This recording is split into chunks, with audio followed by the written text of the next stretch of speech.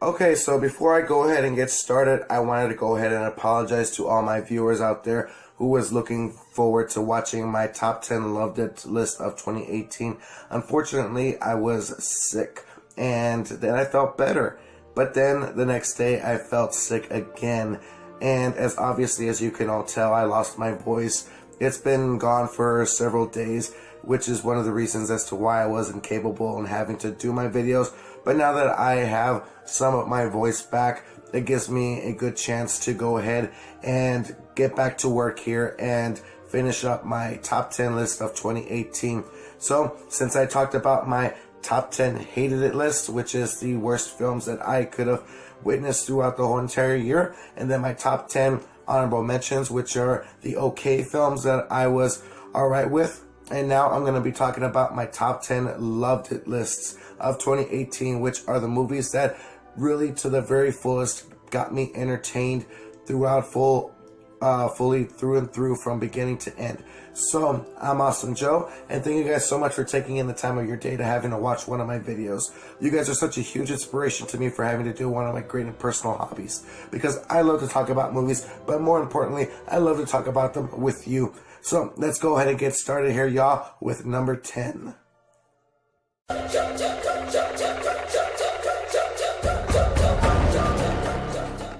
Alright, so going ahead and starting off with number 10 is Tag. Now, I'm not a big comedic film fan and having to go and watch at the theaters, but I felt that Tag was a really great film that I was very anticipated in having to go to the theaters and watch, especially during the summer season. I love summer movies, and Tag was a perfect film to be putting in the spot of the summer season. So, and like I said, I'm not a big fan of comedic films, not having to not only just watch it once, but even watching it twice. So I felt like it was a record for me having to watch such a great film twice in one summer, because it was that great for me to be fully entertained throughout the film, knowing that it's based on a true story about these 5 great people who grew up to be such great friends with a strong relationship between all 5 of them. Not only is it such an entertaining film, it's also an inspirational film, inspiring me into developing such an awesome friendship between the friends that I am with today, that I have been with for the last almost 20 years now. And so it's a great film, a wonderful time, great experience. And I give huge props to this film for having been such an incredible movie to entertain me through and through from beginning to end. So at number 10 is Tag. So now let's go ahead and jump on to number 9.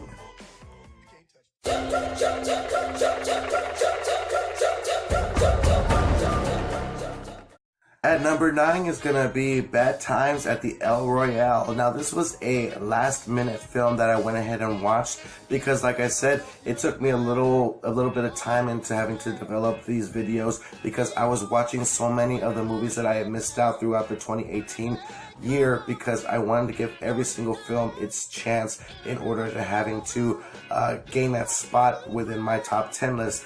And Bad Times at the El Royale happens to have made it to the number 9 spot on my top 10 loved it list. And why, do you ask? Is because of the fact that I love films that are taken within the 60s time frame. It's taking place in 1969, and it's within the area of the borderline between Nevada and California. And it involves these 7 strangers.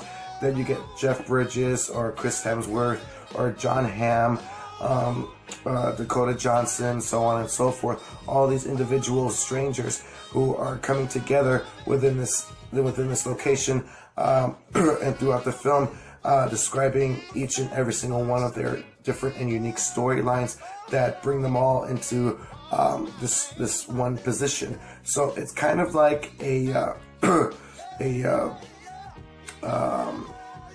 Quentin Tarantino film. It's not directed by Quentin Tarantino, but it's actually written by the same people who written the TV show Lost, which Lost is one of my favorite TV shows of all time. So I could actually see on how this movie, this story is fully developed individually through each and every single different character, which really brought a lot of entertaining and and excellent timing throughout the film that I love very much to watch. So Bad Times at the El Royale is at my number 9 spot. So now let's go ahead and jump on to number 8.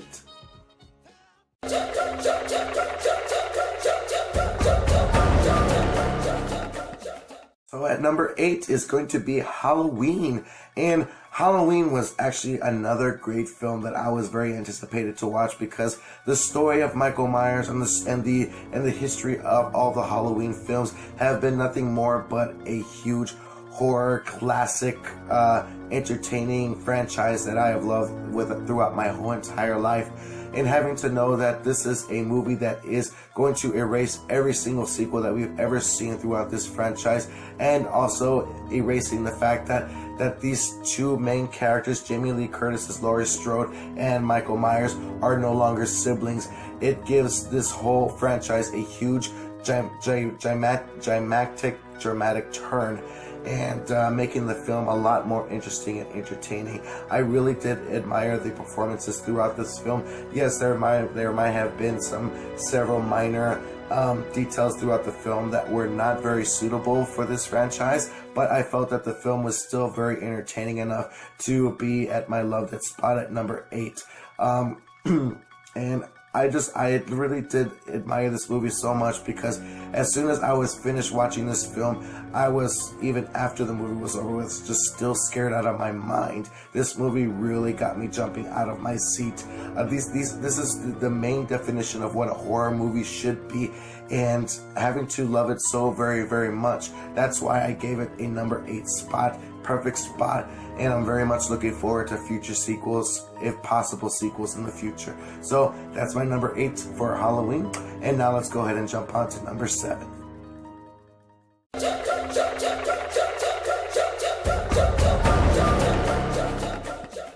Speaking of jumping out of my seat, Jurassic World Fallen Kingdom is a movie that I was also anticipated to watch, because I loved the first Jurassic World film, having it being the 4th installment to the Jurassic World series. I very much was very excited for this one, because I love Jurassic Park films, and this movie gave me a little bit of an interesting toll on the original classic of the instant sequel, The Lost World Jurassic Park, with Jeff Goldblum coming back as Ian Malcolm, and he also comes back into this as well, but only a very minor part. I feel like both of those movies have the same significant storyline, but it's a movie that took it further along in having to moving the story to a different direction in a way that it was probably anticipated for within the first place. Because if you see Jeff Goldblum's character from the very first movie, he explains on how these creatures will find a way to develop their life habitats again, and in which cases they do, spoilers here, that these dinosaurs do reach to a point to where they are no longer in extinction. They have now fully ruled the world again, just like Planet of the Apes, but only with dinosaurs. So, but I love the movie. I love this new incarnation of the newly developed dinosaur, the Indoraptor, which also got me jumped out of my seat. It was a great, entertaining experience, and like I said, I'm still sick here. And it's such a wonderful film. Having to see these returning characters and seeing these remarkable dinosaurs on the big screen is always an interesting and fun time at the movies. So at number 7 is Jurassic World Fallen Kingdom. Now let's go ahead and jump on to number 6.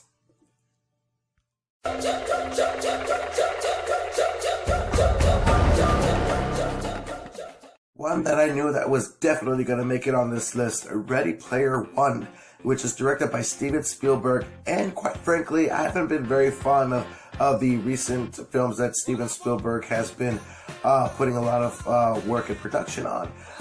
But when it comes to a movie like this, Ready Player One, I felt like the movie was very, very, very fun. It was very interesting. I very much love the 80s nostalgia inquired into this film, even though it takes place in the near future. I think it was the year 2045. So I thought that was very, very interesting in having to see these great and wonderful characters portraying these other different kind of characters, in which cases are their avatars within this world of the Oasis. It kind of gives me a feel of like Avatar and and Tron put together, in which cases both films I very much love entirely deeply. I guess in which cases this is why I very much enjoyed this film. I love films that take you to a whole new different world, a world that we've never seen before on the big screen, and that's what Steven Spielberg did with this film, which is also based on the book Ready Player One, and I think it was wonderfully developed in a way that is very unique and very special. And like I said, it's a very entertaining and wonderful, fun film. And I knew that right away, immediately when I was finished watching this movie in the theaters, I said, yes, this movie is definitely gonna hit the top 10 loved it list of 2018. So, number 6, Ready Player One. Now let's go ahead and jump onto the top 5 at number 5.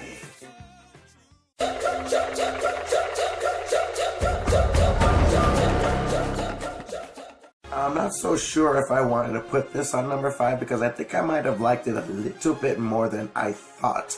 But I went ahead and made my final decision in leaving it at number 5. Black Panther, which is such an amazing new toll on the superhero type of film, and which deals with a different culture, a different continent, and a different type of newly developed superhero, which brought a lot of anticipated fans of the MCU wanting to go and watch this film. This movie made a lot of box office records and is actually going to be the first superhero film being nominated for an Oscar award. So I'm very proud of this movie and having to being such a special film, not only for the superhero fans, but also for the African American culture, getting to witness this great and wonderful film that not only do African Americans enjoy, but for many viewers and critics and audiences to enjoy as well. So Black Panther at number 5. I really feel like I should have put it at a more better number, but I felt like the last 4 were a little bit more incredibly awesome than Black Panther is being such an incredible film. So let's go ahead and jump on to number 4.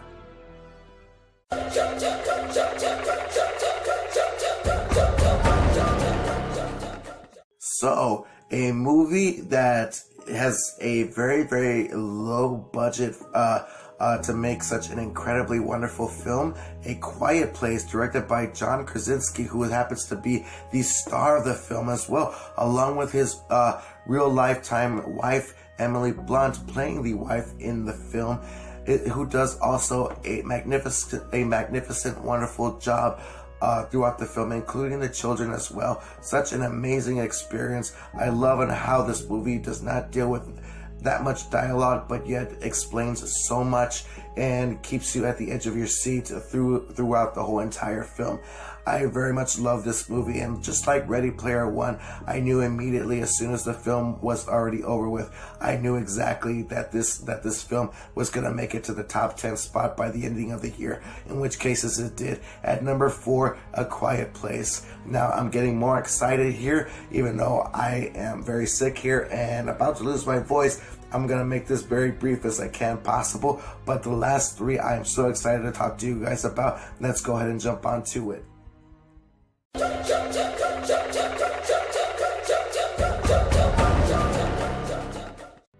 I bet you guys thought that this was going to be at number 1. Avengers Infinity War, a movie that took 10 years in the making, and was it 18 movies also, 18 movie developments into making this incredible film. I just love on how excellent the two directors, Joe and Anthony Russo, made this great and wonderful film. Not only did they do this film, but they also did Captain America, The Winter Soldier, and Captain America Civil War, and they are on the terms of finishing up the next chapter of this Avengers saga with Avengers Endgame. And quite normally when it comes to not only just a superhero film, but many different types of filmmakings, when it comes to have so many different type of characters and storylines developed within one film, it usually turns out to be a major bomb flow, and the movie turns out to be very terrible. But this movie was not that. It was the exact opposite. It gave you everything that you wanted. It even left you with an excellent cliffhanger, one that we have never seen before, where now not the good guys winning this time, but now the bad guys. Thanos, played by Josh Brolin, did an amazing, wonderful job. I think that he is an excellent choice to be playing that character, and I'm very much looking forward to seeing this returning character in the future film of Endgame. So at number 3 is the spot for Avengers Infinity War. Now let's go ahead and jump on to number 2.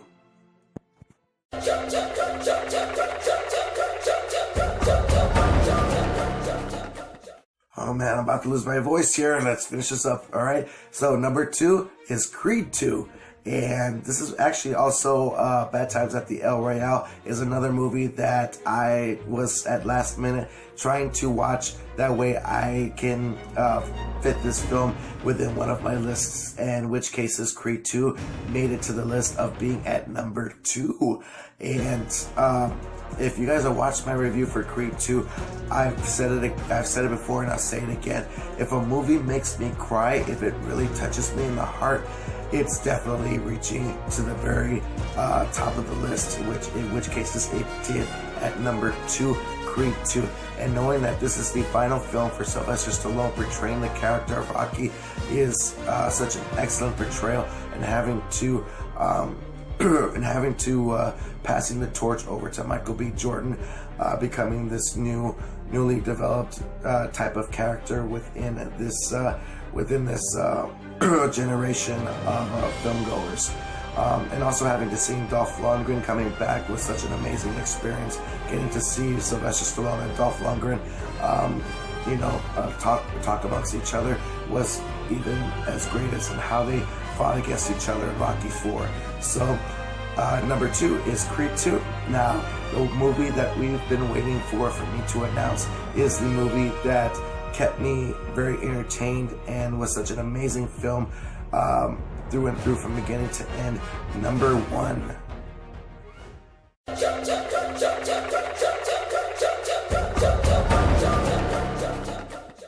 So at number 1 is Mission Impossible Fallout. I'm a huge fan of the Mission Impossible series. Not only that, I'm a huge Tom Cruise fan. And you think that those are the only reasons as to why I picked this to be number 1? No.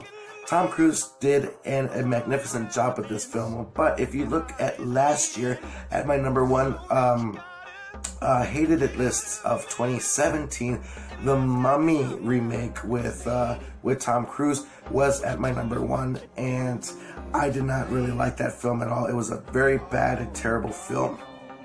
I was not into it. It did not really put me in a position of not even caring for those characters. But when it comes to Mission Impossible, knowing that Tom Cruise can do it all, knowing that he actually injured himself having to make this film, and yet continuously kept going, and for his age, almost being 60, is a fantastic actor portraying a most incredible character to its very fullest. And having to know that the director and Tom Cruise are coming back to do to back-to-back two more Mission Impossible films coming out in 2020 and 2021. I think it's a bad idea, but we'll see what happens, because so far these two have been working very well together with the last two Mission Impossible films, Rogue Nation and Fallout. So we'll see what happens. Now that is my whole entire list of my top 10 movies of 2018. What do you guys think? You guys can go ahead and leave your top 10 list in the comment section in the bottom, and we can have an awesome conversation regarding towards any of those that you have picked.